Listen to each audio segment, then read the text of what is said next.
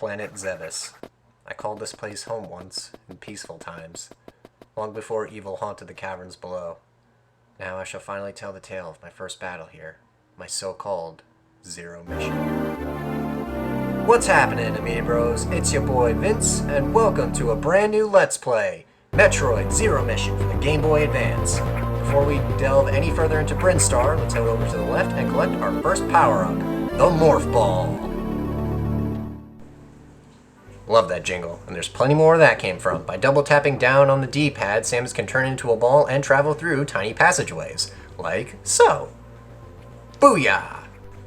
All because Samus can't crawl in her power suit. Well, in universe anyway. Out of universe, it was because the developers couldn't animate Samus crawling on the NES. Fun factoid, and, it's just a fun little compromise you hear about when looking up the developmental history for Metroid. But yes, Zero Mission is a complete from the ground up remake of the NES original, and right here we have a Chozo statue. By morphing into our Morph Ball, the Chozo statue will point us in the direction we should be heading, but not how to get there. That's on us. This first one is obviously mandatory, you can't skip it, but the rest you can, and I will be showing off the ones you can skip, and failing at the ones I try to skip. If you're unfamiliar with Metroid, Metroid is a series of action-adventure games with an emphasis on exploration and discovering upgrades to advance to the next area and becoming stronger. Now, why does that sound familiar? Well, in essence, it's every Metroidvania that has come out in the past, 5 years, maybe 2. But yeah, a lot of Metroidvanias owe a lot to the Metroid series, as the Metroid series pioneered that sense of exploration, albeit they shot a little too high up in order to achieve that, with fairly mixed results, and it wasn't until Super Metroid, the third game in the series, where that ambition was finally realized, but one step at a time here. Thanks to Zero Mission being a complete remake of the NES original, that dream is still kept alive. But yes, as you can see, Samus's beam is not long enough to break those blocks. We're going to need to get a longer beam. So by heading through this doorway, in order to open up the doorways, you need to shoot them with your beam. Blue doors, you just need to shoot with your beam weapon. Red doors, you'll need to use 1 missile as opposed to 5 missiles. Green doors will require a super missile, and yellow doors will require a power bomb, but more on those upgrades later. Right now, Samus just acquired the long beam. With this, we can fire longer distances with our beam weapon, which is very nice, as I demonstrate right there. Once you collect an upgrade from a Chozo statue, you can jump right in and recharge your health. You start with the basic 99, but you can expand your health by collecting energy tanks. More on those in a bit. And right here, what I'm trying to do is I'm trying to pull off a trick where if you fire the long beam and morph into a ball while rolling, you can skip this Chozo statue up here as well as a boss fight. When you travel up here, you're going to have to, or not so much of a boss fight, just a mini boss fight or whatever. But while you travel up here, you're going to have to go to the left, because if you try to go to the right, the doorway is blocked off. Some doors are grayed out, where you'll have to destroy the enemy blocking your way. It's one of those beat all the enemies in the room before you can advance sort of deal. Not a big fan of those in Metroid especially, but hey, it is what it is. But right there, we saw a room with 2 statues. Those are our 2 bosses that we're going to have to beat before we can travel to the final area where the big bad Mother Brain is. So right here, we destroy this enemy right there, and booyah! You go into the next room. And right here is the second Chozo statue you could have avoided if I performed the long beam trick correctly, but unfortunately, I did not. So yeah. Like I said before, exploration is the name of the game with the Metroid series. I don't mind these Chozo statues being here. It's a nice way to get beginners into the series. And as long as they don't tell you how to get there and you can, figure it out on your own way, I think that's perfectly fine. Plus, if you don't need them, you can always just skip over them. They do give you that luxury of skipping over a few. You just have to be better at the game if you want to skip over most of them. So right here, we'll travel through. But yeah, my experience with Metroid is very all over the place. My first exposure to Metroid, well, the series anyway, was through Super Smash Bros. Because Samus is a playable character. I then went on to play Metroid Prime for the GameCube. I never finished it, but I did enjoy what I played. I have to eventually go back to it, and the same can be said for Prime 3 Corruption on the Wii. Never finished it, but I plan on doing it eventually. I've beaten Metroid Fusion and Samus Returns for the 3DS. Samus Returns was actually the very first Metroid game I ever 100%ed. I've beaten Other M, and of course, I've beaten Zero Mission several times. I have yet to play Super Metroid. I do own it on my SNES Mini. It is on my list of games to play before Dread comes out, I promise. But right here, we have our first boss. Dioren, this centipede-looking dude, can only be damaged by our newly acquired missiles. A lot of bosses in this game can only be damaged by missiles. Unless you charge your beam, it is ineffective against them.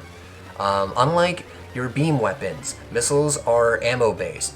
You get 5 for every expansion, and you're going to have to collect more ammo for your missiles by killing enemies. That's also how you get health. You can actually finish off Dioren in the second encounter, depending on how good you are with the missiles. I don't believe I finish him off in his second encounter. I think I wait until the third encounter, but you do want to finish Dioren as quickly as possible, as you will get an upgrade if you do. Right there is a save room to save your progress, pretty self-explanatory. However, the save rooms on planet Zebes do not restore your health and ammo. If you want that, you're gonna have to find Chozo statues, but thankfully, they're not too far off. You know, usually as you're playing the game and you're exploring, there's usually one right there, you know? So yeah, be careful of that as you play. Right here we have some hives, and you want to deal with these flies as soon as possible. You also want to deal with the hives from a distance. If you try to bum rush it, the flies will fuck your shit up. So yeah, you do not want to die this early in the game because, like I said, Samus has only 99 units of health. The only way you're going to expand it is if you collect energy tanks, which we're not too far off from collecting our first energy tank. So yay. Alright, so right here we have to do some platforming, but first we should get rid of these flies. Luckily I have a bug zapper in the form of my beam attack. Get over here, you bastard. Yeah, fuck you. Ugh. Annoying ass flies. Have you ever, like, you know, where my computer desk is, flies buzz around constantly, and I like have to keep swatting them away. Especially like when I'm going on for walks, they're always around my headspace and stuff, and it's like I don't want you here. Get away. Like, I will get a taser if you do not leave me alone. Yeah, that's right. I'll bring a bug zapper with me, and I'll just watch you electrocute yourself. Wow, that actually sounded really morbid.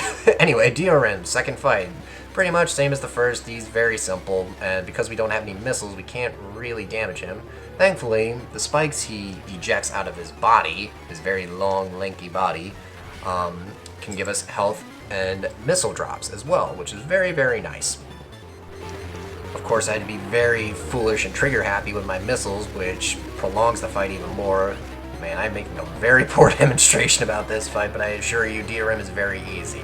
He's not quite as brain dead as some make him out to be, as you saw, if you stay on to the left or the right of the screen, Dioren will actually move to where your position is if you preemptively move there. So that's pretty interesting. I never knew Dioren actually did that. I just thought they'd just dig straight down. But nope, Dioren's actually a bit smarter than the average bear. But right here, there is a map room. Map rooms give you a general sense of the level that you're in. They don't show secret passageways that lead to expansions or upgrades. That, again, you have to find on your own. And I do appreciate that nice little compromise there. You know, like, they could have just said, like, oh, here's where everything is, and, you know, just kind of niffed the whole exploration aspect. But no, they decided, no, just give them a general sense of the area, and the rest you have to find on your own. As you saw 2 rooms ago, we collected an energy tank, which expanded Samus's health by 99 units. If you want an easy time on planet Zebes, you should probably go out of your way to collect as many energy tanks as possible, as well as missile expansions, though the game does shower you in missile expansions as you play the game, seriously. We're not at the worst of it yet, but you'll see what I mean as we continue onward. But by using a missile to open up that red door, we collect our next upgrade, the bombs, which we can only use while in Morph Ball. Sucks to suck, but it is what it is. By using the bombs, we can open up these specific bomb blocks right here. Yeah, certain blocks can only be opened or destroyed with certain upgrades that Samus has at that time. By using the Morph Ball bombs, we can get this second missile expansion, or third, I think. I don't know. We can get a missile expansion. Enough said. But there's another trick with the bombs that you can use. If you lay a Morph Ball bomb while Samus is on top of it, she will jump, allowing you to do the bomb jump. You can only lay 3 Morph Ball bombs at a time, but if you're skilled with the bombs, Samus can jump to new heights without really needing certain upgrades, like the high jump or the high jump or the space jump, as you'll see when we collect another missile expansion later on. But as you can no doubt tell, Samus's mobility is insane in Zero Mission when compared to Metroid on the NES. In the NES Metroid, Samus's mobility was okay. It wasn't anything to write home about. She can jump, she can run, she can shoot, you know. But in Zero Mission, it's like if Super Metroid and Metroid Fusion came together and said, no, honey, you need to do yoga, a hard workout regimen, and you need to do your squats.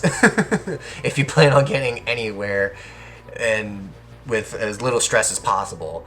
As you've seen, Samus can wall jump, something she couldn't do in Metroid 1 on the NES. Something that she could start doing in Super Metroid, got nerfed a little in Fusion, and in Zero Mission, it's back to the way it was. Another thing to note is that Samus in Zero Mission is my favorite version of Samus to control. She feels so heavy, but at the same time, she feels so tight and responsive. Like, she doesn't feel floaty, she doesn't feel too normal or whatnot. She feels just right, and that's one of the things I absolutely love about Zero Mission, is just how well Samus controls. To me, it doesn't get any better than this, you know? Yeah. But right here, we just drop a bomb down, and boom, there's another missile expansion. This one is a little tricky to get if you don't have the necessary upgrades. So what you have to do is you have to lay a Morph Ball bomb right there, but you also have to make a very tight turn if you plan on getting into that tiny crevice. Unfortunately, Samus can't grab ledges right now, and I get a little antsy right here, which causes me to take longer than I should with this. I think it was because I was recording, and I got very flustered. Oh man, but see, look, I get it right there, and if I had the ability to just grip ledges, I would not have this much trouble at all. And right here, I'm trying to demonstrate bomb jumping. And my mindset with bomb jumping is that just lay as many bombs as you can, and eventually Samus will jump. Come on, Samus, you can do it. There we go. Booyah! Another missile tank. And I've been saying booyah a lot. I'm sorry. It's only because, you know, getting an upgrade is so damn validating, or it's so rewarding just to get more upgrades and make Samus stronger as a result, you know? That's largely the appeal of Metroidvanias. As well as roguelikes, honestly. Not to get too off topic here, but I did start playing Hades a while ago, and I remember starting at like 11 at night and just taking a look at my clock and noticed that it was 1:30 at night. Like, I just feel like, you know, just getting upgrades and as you progress through the game, it's so rewarding, and it keeps you playing more and more.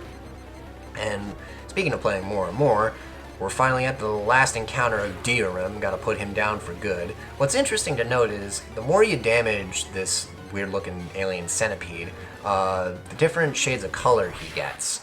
And boom, Diorim is kaput. And for our troubles, we get another upgrade, the Charge Beam. By holding down the beam button, Samus can charge up her beam attack, and once she lets loose, she lets forth a more powerful version of her beam attack, like so. You want to actually hold on to the beam attack while jumping, as it acts like a mini screw attack. More on that upgrade when we get to it. Of course, when you turn into a Morph Ball while holding a charge shot, Samus will let go of it the minute she transforms into a ball. I guess she can't hold on to it while being in a Morph Ball. You know, Samus is many things, but she's not a multitasker, unfortunately. Anyways, that'll do it for this episode of Zero Mission to me, bros. Next time, we travel further into planet Zebes. See you guys then.